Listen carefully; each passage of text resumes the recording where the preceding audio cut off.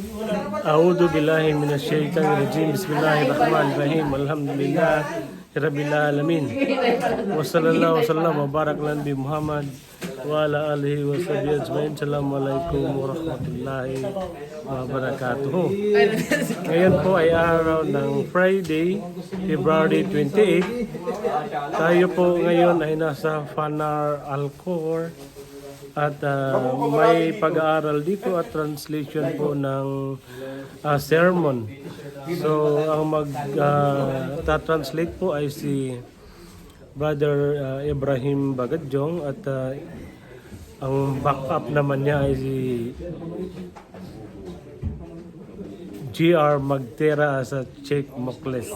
Yan po. Papakinggan po natin sila.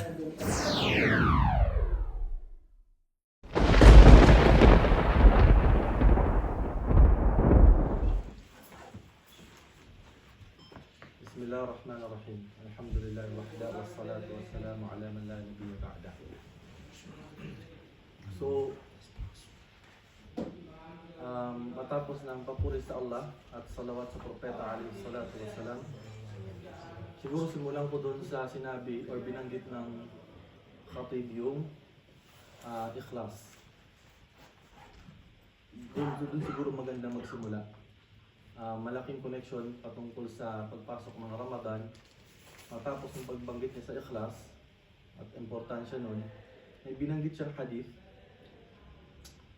Sinabi ng propeta alayhi salatu wassalam, rubba sa'imin laysa lahu min siyamihi illa al-ju' wa rubba qa'imin laysa lahu min qiyamihi illa as-sahar.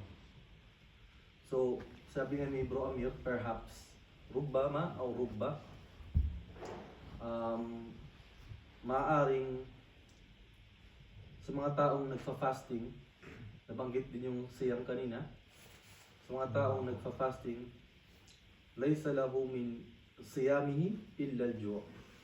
Wala siyang makukuha maliban na lamang sa gutom. Nag-fasting siya, pero ang nakuha niya lamang ay gutom.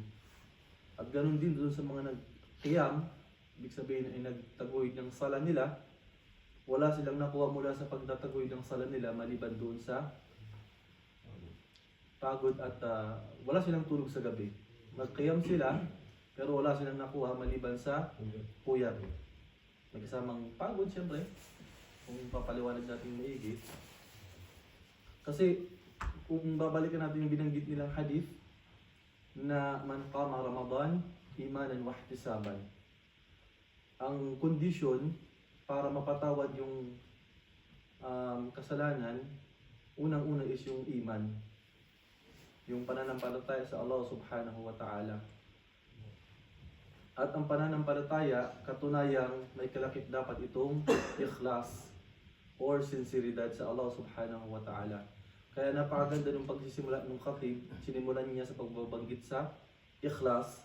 Sinibayan niya doon pagbabanggit doon sa hadith na susuporta na kapag nawala yung ikhlas ng tao, magsiyam ka buong Ramadan, labas ng Ramadan, magqiyam ka sa loob ng Ramadan, at kahit pa sa labas ng Ramadan, kung mawawala yung ikhlas, mawawalang saysay, at makukuha mo lamang ay gutom, makukuha mo lamang ay pagod sa iyong mga pag-iibada.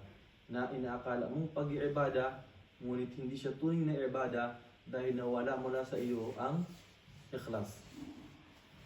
So siguro sapat na pagnilay-nilayan ang napaka-ikling hadith na ito dahil sapat siguro para sa lahat na maitawid niya ang Ramadan, na nagtaglay siya ng ikhlas doon sa kanyang mga ibada. Hada, assalamualaikum warahmatullahi wabarakatuh. Backup.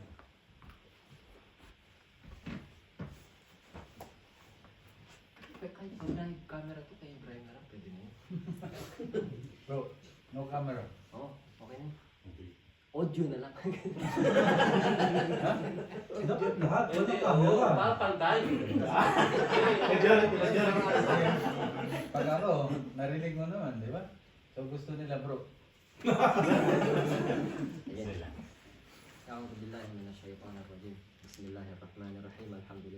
وكفى والصلاة والسلام على عباده الذين اصطفى ما بعد فالسلام عليكم ورحمة الله وبركاته. Maganda na una si Ibrahim sa akin kasi balak ko ipahula sa inyo ano yung topic. So alhamdulillah, obviously Ramadan yung topic ng khatib natin. At una binigay niya yung dinescribe niya yung Ramadan na yung mga minuto na meron tayo ngayon, yung mga segundo, yung mga oras, lahat yun ay tinutulak tayo patungo sa paparating na dakilang buwan. Buwan na kung saan yung mga sahaba daw ng Rasulullah sallallahu alaihi wasallam dinuduaan nila yung Ramadan na to. 6 months before sila dumating sa Ramadan, dinuduaan nila Allahumma balighna Ramadan. So, yun kaya sinabanggit dun sa mga ikhwan na isa to sa nabanggit na dinudua 6 months before, malaking time before dumating ang Ramadan. Yala pabuti mo sa Ramadan. And pagtapos naman ng Ramadan, subhanallah, umikot si Ramadan yung buhay ng mga sahaba nun. After Ramadan, nagdudua sila, Allahumma taqabbal. Yala, tanggapin mo yung aming mga gawa. So, yun yung unang bungad ng ating khatib. Pangalawa, binanggit niya mahalaga yung hadith ng man sama Ramadanan imanan wa ihtisaban ghufira lahu ma taqaddama min dhanbihi. Wa man qama Ramadanan imanan wa ihtisaban ghufira lahu ma taqaddama min dhanbihi.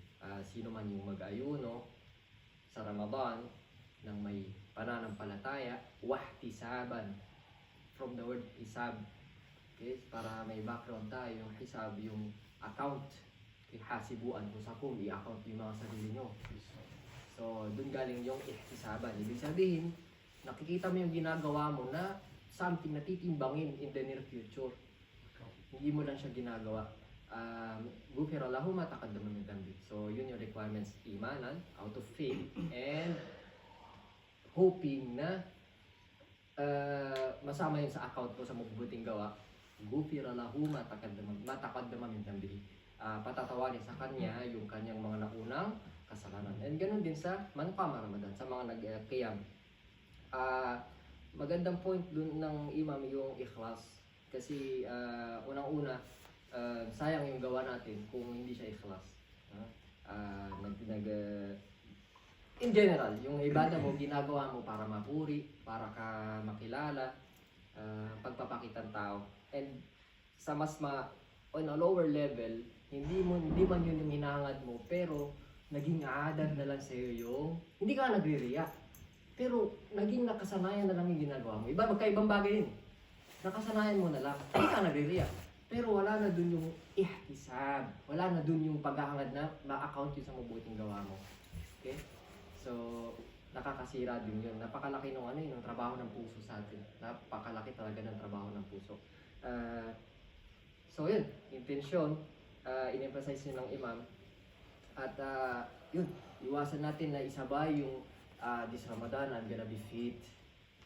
Tipid sa budget kasi yung iftar nasa masjid, wala lumalabas na pera. Iwasan natin yung... Familiar na soda. Dami pala tinamaan, no? So, na-appreciate natin yung translation ngayon. Kasi hindi naman... ano kasi yan ano dun, pagka gastos ka, hindi mo makakain sa bahay, parang ano din, di ba? Sa of course, malaking bagay to. Actually, kung may malaking time, masarap pasukin yung bagay na to pagdating sa intention. Si Allah bibigay niya sa'yo yung dapat mo i-prioritize na intention. Everything na pwede mo makuha, aside from that, sasama na lang yun. Basta i-prioritize mo yung ipinapa-prioritize niya. Okay? So, ayun. Last na ba? Second to the last, yung ningas kugon. Kaya madalas, sa first 10 days of Ramadan, nakikita natin yung mga masjid puno. Hanggang labas. Nagkakalituan na nga sa sinelas. Isa ba yung sinelas ko dito? Pero kala mo unique yung sinelas mo. Sa sobrang dami ng tao sa Ramadan, ang dami pa lang may sinelas na ganito. Ganun kalakas yung Ramadan. Sa first 10 days. Pero unti-unti, sabi na nung khatib natin, babawasan yun. Ano sabi niya, bro Amin? Ay, bro Jandi? Unti-unti. Kita nyo? So, yun. iwasan natin yun. At your own pace. Actually, isa sa pinapayo natin, before para mag-Ramadan, buwiluhan muna ng ibadah. Bibigat yung pag-upo ko dito. Hindi na pa ba darating? Sige lang, hindi niya naman narinig yun. Walang hanap sa akin. So, yun. At your own pace. Pero it doesn't mean na mag-chill ka lang sa Ramadan. Gawin mo ng Ramadan yung labas ng Ramadan mo para pagpasok ng Ramadan, mas maano ka pa, mas matindi pa yung ibadah mo. At lastly, and nakakoincide siya dun sa sinabi, isipin mo na yung Ramadan nito na huli na ito. Huling Ramadan na ito. Para ano yun, pagtulong sa sarili na i-boost mo pa yung intention mo. At wag mo isipin na ano, wag sana yung ibadah natin maging dahilan pa ng downs, pagbagsak ng ibadah natin. Ramadan eh. Ha? Baka tinamaan ko pa yung Laylatul Qadar. Paglabas mo ng Ramadan, bumagsak yung ibadah mo. Kasi dami kong ginawa Ramadan. Yung mga kulang na sala ko, kunin na lang dun. Masya Allah. Ano yun, para may utang pa sa'yo si Allah. Kunin na lang dun. Alhamdulillah. So, keep in mind, in fact, yung mga malaika na sisirain sa Yawmul Qiyamah, sasabihin nila, linirikha sila ni Allah na nakasujud, Subhana Rabbiyal A'la. Ya Allah, kalwalat din sa'yo, Ya Allah. Mula nung pagkalika sa kanila, Yawmul Qiyamah, bago sila sirain ni Allah, sasabihin nila, ma'abad na kahaka ibadatik, Ya Allah. Ya Allah, hindi ka namin nasamba ng sapat na pagsamba na para sa'yo. Tapos tayo, hindi nga natin alam kung tumama tayo sa Laylatul Qadr eh. Tapos nandun tayo attitude natin. Yung dapat na magandang epekto sa atin, naging pangit. Kasi kunin na lang dun sa Laylatul Qadr. So, yun lang. Yung last, dagdag ko na lang yun. But taking the opportunity na sana magkaroon yun ng ambag sa pag-ready natin sa Ramadan. Jazakumullahu khairan. Takbir!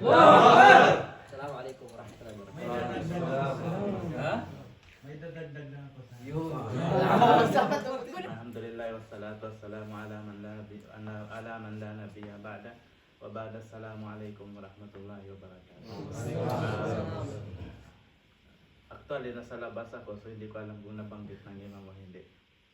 Tungkol sa hadis man sama Ramadan na imanan wa ihtisaban ghufira lahu ma taqaddama min dhanbi, at saka yun man qama Ramadan na imanan ila akhiril hadis.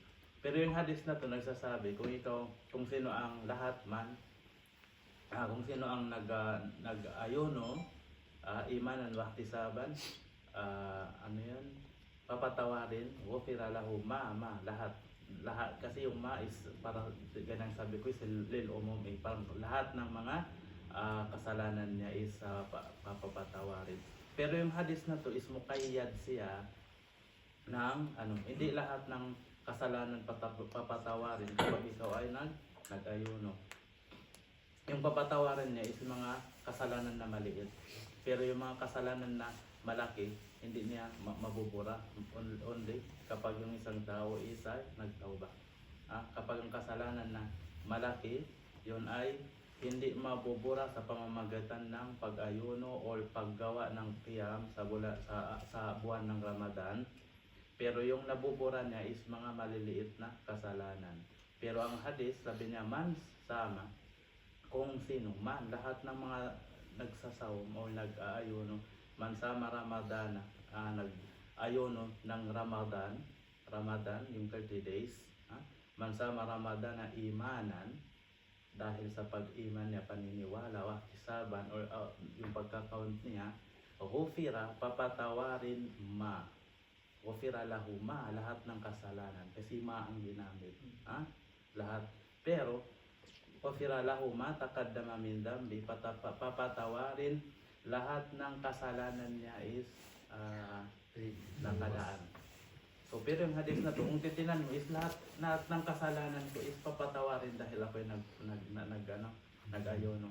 Pero yung hadith, lang siya, umiikot doon sa mga kasalanan na maliit. Pero yung kasalanan na malaki, hindi niya mabubura except yung tauba. So, inshallah subhanahu wa ta'ala, ganun din ang qiyam. So, So, yun lang. Hindi yung mahaba.